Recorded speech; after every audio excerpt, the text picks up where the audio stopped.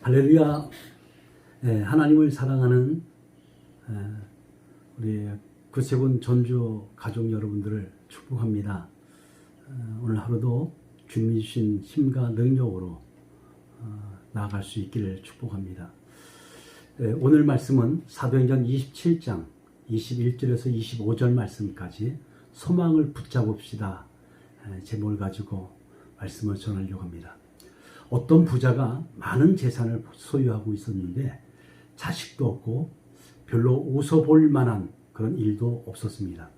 하루는 말을 타고 여행을 가는 도중에 앞을 바라보니까 남루한 옷을 입은 한 거지가 흥에 겨워서 춤을 추는 것을 보았습니다. 거기다가 아무것도 가진 것이 없는 거지의 얼굴에는 평안함과 즐거움마저 깃들어 있는 것을 보았습니다. 부자는 그것이 그 거지를 이처럼 행복하게 만든 것이 무엇일까 궁금하여서 거지에게 가까이 가서 물었습니다. 그대는 무엇이 그렇게 기뻐서 춤을 춥니까? 그러자 거지가 이렇게 대답을 했습니다. 첫째로 하나님께서 나를 지으실 때에 하등 동물로 짓지 않고 사람으로 지으셨기 때문입니다.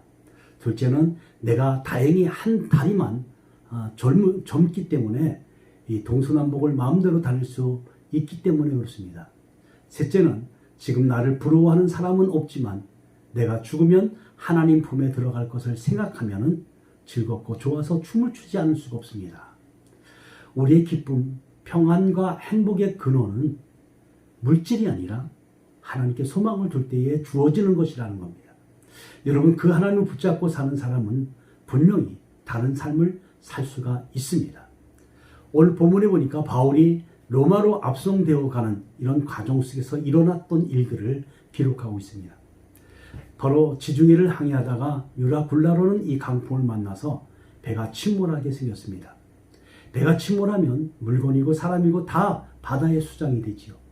엄청난 위기의 순간 사도 바울은 그들에게 하나님이 주신 말씀을 근거로 소망의 메시지를 전하고 있습니다. 여러분, 우리도 삶을 살면서 엄청난 위기를 만나죠. 지금 우리는 위기 속에서 살아갑니다. 우리가 그럴 때 어떻게 해야 하겠습니까? 첫째로 소망을 붙잡아야 우리가 삽니다. 자, 오늘 본문에 보니까 모든 사람이 다 절망적인 상황이에요. 파도는 몰아치지요. 배는 금방이라도 침몰할 것처럼 흔들리지요. 경험 많은 선장과 선원들도 손을 쓰지 못하고 있는 절명의 위기 순간이었습니다.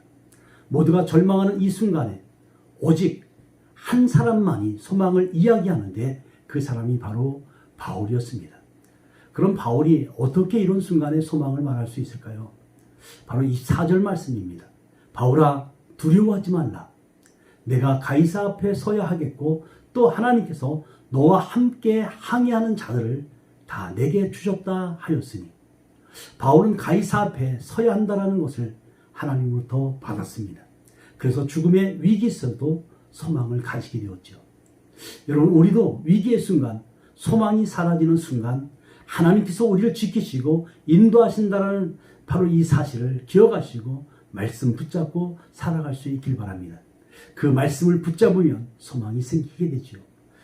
광야에서 이스라엘 사람들이 원망을 했습니다. 그러자 하나님께서 불뱀을 보내서 사람들을 물게 했습니다. 뱀에 물린 사람들이 고통 속에 죽어갈 때에 하나님은 장대 위에 놋뱀을 만들어 달라고 했어요. 그리고 그 장대의 놋뱀을 쳐다보는 사람은 산다고 하셨습니다. 죽음의 상황에서 소망을 가지고 놋뱀을 바라본 사람만 살았다라는 거예요. 쳐다보지 않은 사람은 모두가 다 죽었습니다. 말씀의 소망을 건 사람은 산 것이요, 거기에 소망을 두지 않는 사람은 죽었습니다. 그러니 우리도 소망을 가져야 되죠. 그 소망이 나를 살린다는 겁니다. 지금 위기 속에 있지만은 오늘도 우리가 말씀을 사모하며 말씀 속에서 살아가기를 원하는 주의 백성들은 그 소망 가운데서 우리와 함께 하시고 회복시키시는 은혜가 있을 줄로 믿습니다. 둘째로 소망을 붙잡아야 우리 가정이 삽니다. 소망은 나를 살릴 뿐 아니라 우리 가정도 살리지요. 배 안에서 많은 사람들이 타고 있었습니다. 군인도 있었고 선원도 있었고 제수까지 있었습니다. 이들 모두는 가정이 있는 사람들이었어요. 이 사람들이 가정의 기둥이요 소망이었습니다. 이 사람이 소망을 가져야 가정도 사는 것이지요. 사고로 자녀나 남편을 잃은 사람들의 고통이 얼마나 큰지는 말하지 않아도 우리가 잘 알고 있습니다. 가정의 소망이 사라지는 겁니다. 그래서 이들이 소망을 가진 것이 가정을 살리는 소망이 되지요. 가정도 역시 소망이 있어야 합니다. 그래야 그 가정이 건강하게 됩니다. 성경에는 이런 가정들이 참으로 많이 나오는데 그 중에 고넬료의 가정을 우리가 보겠습니다. 그 가정은 하나님께 소망을 두었습니다. 그러니 그 가정이 살게 되지요. 그러기에 가정이 건강한가 건강하지 못한가는 소망이 있느냐 없느냐의 차이점입니다. 사랑하는 여러분, 소망을 가지시길 바랍니다. 셋째로 소망을 붙잡아야 교회와 나라가 삽니다. 나라도 소망이 있어야 그 나라가 건강해지죠. 언제나 나라가 망할 때쯤 나타나는 증상이 있죠. 무엇인가 하면 소망이 사라진다는 거예요. 쾌락주의와 극단적 이기주의가 판을 칩니다. 그것이 나라가 망하는 전조 증상이죠. 이것은 외국도 마찬가지예요. 우리나라 예전에 고구려, 신라 백제 고려 조선에서 나타났던 이런 현상들이었습니다. 그러면 왜 이런 증상이 나타날까요? 소망이 없어서 그렇죠. 소망이 없으니 놀자, 나만 살자 하는 이 생각이 판을 치게 됩니다. 그러나 나라에 소망이 있으면 그런 생각이 다 물러가게 됩니다. 우리나라가 60년대, 70년대 경제 성장에 대한 소망이 있으니까 모두 다 열심히 일하면서 이만한 나라를 우리가 만들어내지 않았습니까? 못 살았을 때 새마을 운동, 아침마다 새벽정에 울리네 하면서 사람들을 끼워서 일을 하라고 하며 소망을 가지고 잘 살 수 있다라는 소망을 가지고 살았습니다. 오늘날 전 세계가 깜짝 놀랄 만한 이 나라가 되었습니다. 근본 코로나19에 대응하는 우리나라를 보면서 전 세계가 깜짝 놀랐다고 우리나라를 배워야 한다고 합니다. 우리나라의 바로 확진을 바라보면서 많은 사람들이 도전을 받고 배우려고 하고 있습니다. 우리나라는 소망이 있습니다. 경제 회복에 대한 소망이 있습니다. 그런데 우리가 하나님께 소망을 두면 어떻겠습니까? 사랑하는 여러분, 저는 우리 모두가 우리의 가정들이, 여러분의 가정들이 더 나아가서 우리나라가 하나님께 소망을 두는 이런 나라가 되기를 소망합니다. 기도하겠습니다.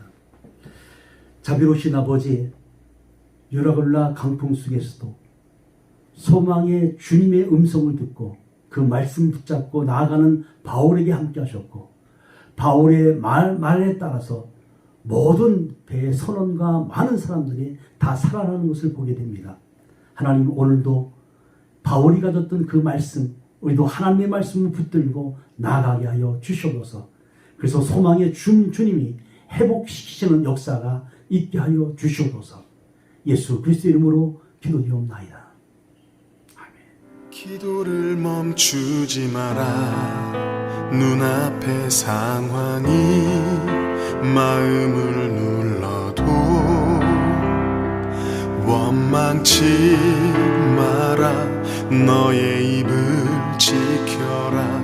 저들은 너의 입을 보고 있다. 마음을 뺏기지 마라. 내가 널 도우지 않는단 소리에 너의 모든 게 불리해도 너는 기도를 계속해라. 너 기도를 멈추지 마라.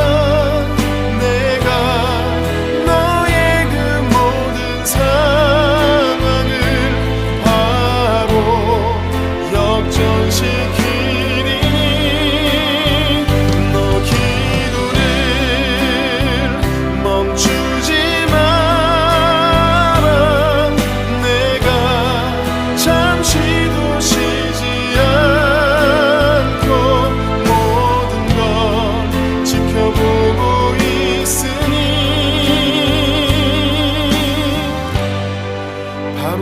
실천돼